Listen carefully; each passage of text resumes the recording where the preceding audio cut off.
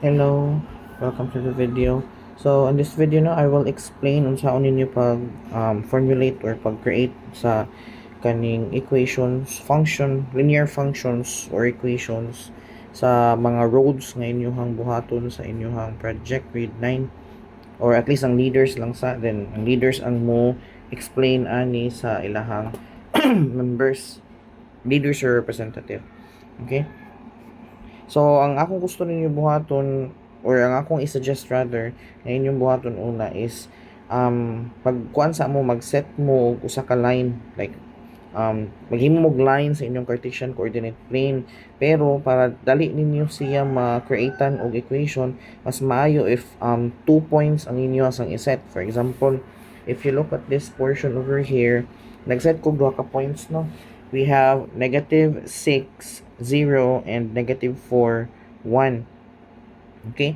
So, if akong ipakita po diha pila ka book jumps to show you nga kaning mao na siya ang ato ang rate of change sa pagpunta from one point to another, or technically the slope niya. Pero anyway, ako man ipakita po ang solution yun sa pagkuha ang slope.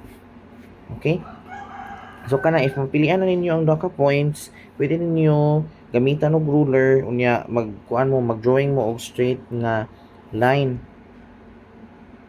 Tapos ika-drawing niyo og straight line, then you kaning, di ba namo to separate sheet of paper where naamoy kaning inyong problem solving ibutang, or kaning unsaon gyud sa ninyo pag-formulate ang equation ana nga line. Okay? So, sa separate nga paper, inyo sa unahon og solve ang iyahang slope. Na-erase noon. Nasa babaw dali nga portion sa ato ang screen. Okay? So, m is equal to, so ako po giset no mga points kinsa ako ang x sub 1, y sub 1, o kinsa po akong x sub 2, y sub 2. Okay? So, muna akong gipang substitute diri sa babaw. And then ang ending ana niya mo na iyang slope sa ato ang line. Okay? So usually ang inyong line mag-start og f of x is equal to ang slope times ang x. Mo na siya ang usual nga format. Okay? Especially if dili negatives ang x, but in this case dili man siya negative, ituyo mo na nako nga positive ang iyang line or ang slope sa iyang line. Okay? Now, ang sunod ninyo nga problema ani is to find the katong constant nga value sa inyong equation. Kay sa kani nga example, nana siya ay constant nga value after sa iyang x. Okay, so saan siya pagpangita? Inyong gamiton ning naa diri sa ako ang sa right side ha. Inyong gamiton ang point slope form kato akong gitudlo ninyo sa perpendicularity. Okay? So, y minus y sub 1 is equal to m times x minus x sub 1. Mao na siya ang formula. Now, unsa imong ibutang sa y sub 1 ug x sub 1, naara na nimo. Again, mamili lang ka atong 2 points nga imong giset una. Mamili lang ka ato. Okay? So, for example, akong gipili sa kaning solution is si x sub 1 ug y sub 1 ako, which is -6 and 0. So, ako na siya i-substitute sa portion pod sa iyahang diri sa formula. So, sa y sub 1 nahimong 0, si x sub 1 nahimo pod -6. Now, take note ha, nga ang inyong x sub 6, or sa kaning example, si x sub 6 is yun sa kadali. Sa listen of color. Si x sub 6 is negative ban siya nga number. So, now recall or notice that the formula originally has negative na siya daan, minus na siya daan. So ang mahitabo imo pa siya kanin close ang imuhang value nga -6 sa parenthesis, or kung ganahan ka nga diretso na, then since negative man siya daan ng 6, then just change the sign aning sa imong formula into plus dito. Pwede rin nyo dito nga plus siya. Basta kay negative ang value nga imong i-substitute. Okay? So, mahugmagod na siya nga negative times negative is positive. So, mo nang nahimong plus diri nga side. Okay? So, fully gets, or if di gets, pwede na ko ninyo pangutan-on. Okay? Dayon, if mahumana na mo og kaning kuan, kaning simplify dinhi, then imo siyang distribute, imo siya i-multiply sa terms nga naa sa parenthesis. So 1/2 times x is 1/2 x, and 1/2 times 6 is 6 over 2. But 6 over 2 or 6 divided by 2 is equal to 3. Mao ni siya dayon ang resulta. Now take note, ang number nga katapad sa imuhang kani nga portion, if you notice diri same ra sila, that is ang number ha, kung pasabot kani nga number ba. Ang number niya, that is your y-intercept, or kung imong himuon nga coordinate nga version, that is 0 and 3. Always sa y siya kay y-intercept man, so y siya nga portion sa imuhang coordinate. Now if you look sa ato ang graph, di ba makita ninyo diri nga ni intersect po ang ato ang line sa 0 and 3. Okay? So mao ni siya ang imuhang first equation sa line. Okay? Again, ang gibutang sa inyong instruction is for every line or every road nga inyong ibutang sa inyong mapa, buhatan ninyo something like this. Okay? Now for the transversal, same ra gihapon ang imuhang buhaton nga process. So again, ikaw rin magbuot kung asa nga line mo o asa nga unsa nga particular nga inclination or particular slope mo intersect ang imuhang transversal. Basta lamang kay mo intersect siya sa duha ka parallel lines. Okay? So kung tanawon niyo pud sa ako ang drawing din, hinana ko daan og parallel line no. Nana siya daan parallel line katong original nga line nga ako ang buhat. Okay? So para dili mo maglibog, i-follow lang to ninyo nga diba, if you notice sa diri nga portion sa akong gidrawing, nakoy kaduha siya ni ambak padung sa right, unya ni saka siya kausa babaw. Okay? So imo sad na follow-on sa imuhang ikaduha nga line diri. Okay? So kaduha siya, let's say diri ko sa kani nga point dinhi sa center, kani siya dinhi. Okay?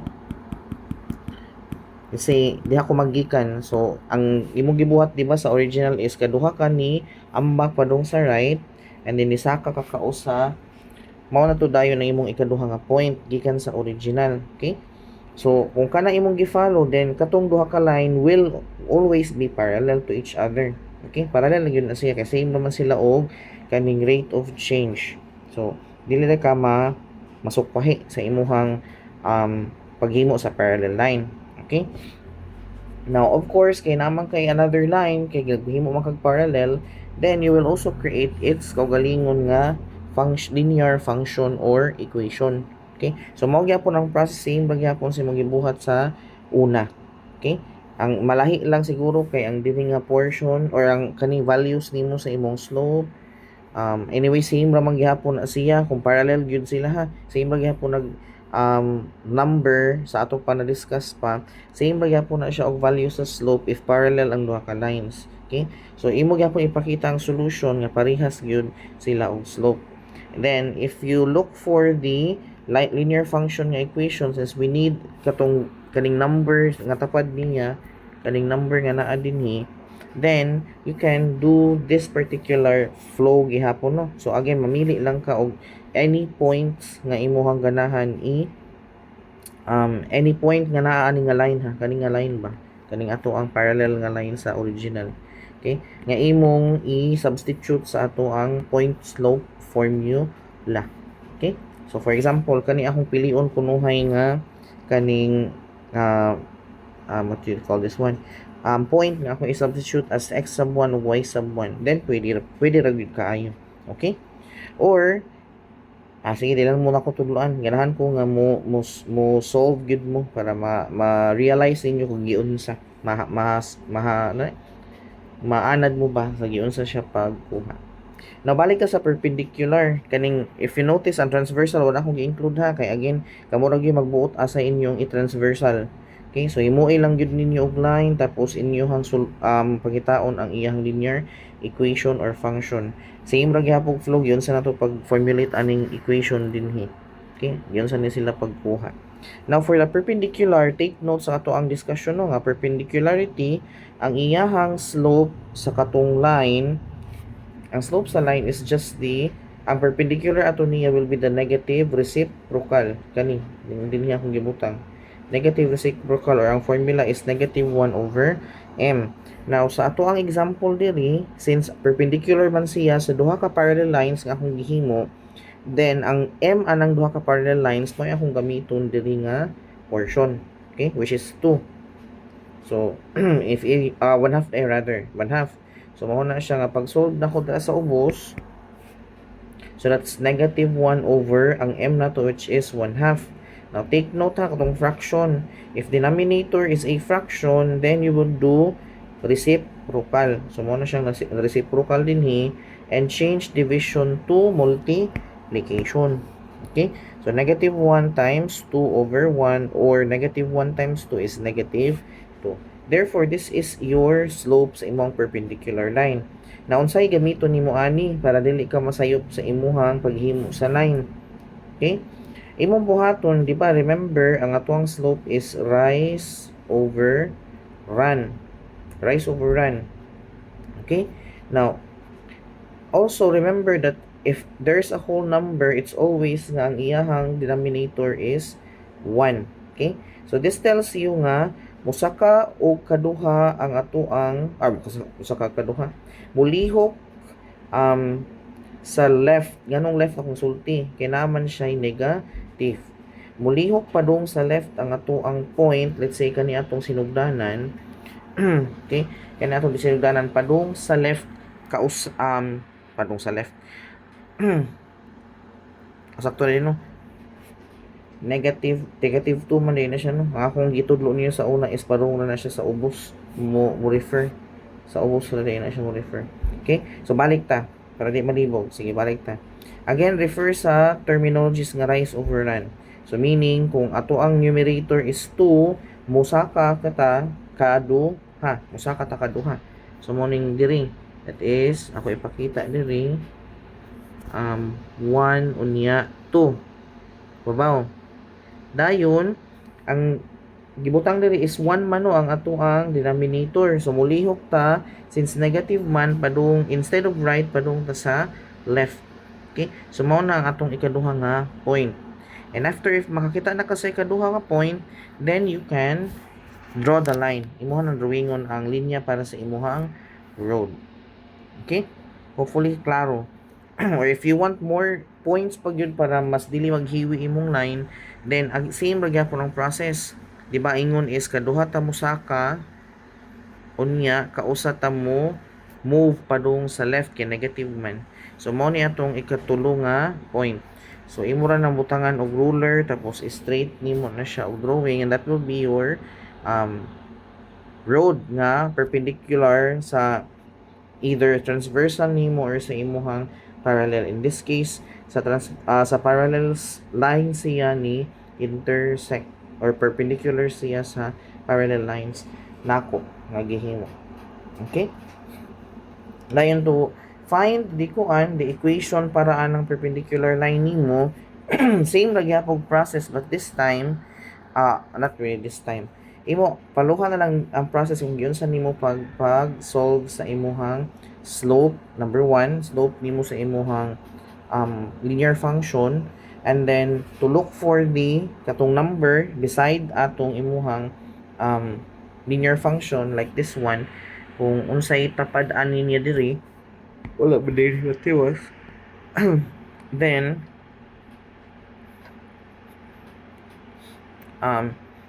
just use the kaning point slope form, or you can actually kung ano mag-need man sa DA ka sa slope no. So oh yeah, so solbara sa nimo una ang slope unya to create the equation, you can directly use the point slope form mo ning naa sa ubos diri akong gipakita. Okay, so if you notice ang ato ang m kay negative 2 kay isulbad nako siya daan, and then imo ra gi-substitute ang y sub 1 o x sub 1 o y sub 1 diri sa ato ang formula. Now kani akong gigamit nga point diri, mao na akong gi-substitute sa formula. So ang x sub 1 is 8, so mao ni diri, and 0 pud ang ato ang y. Then simplification. So you would know the y-intercept. Now take note, you also have to compute for the x-intercept ha. But easy ra ang x-intercept. Unahan lang sa sulbad ang linear functions. Na basta na kay linear function, it would be easy to look for the x-intercept. Okay?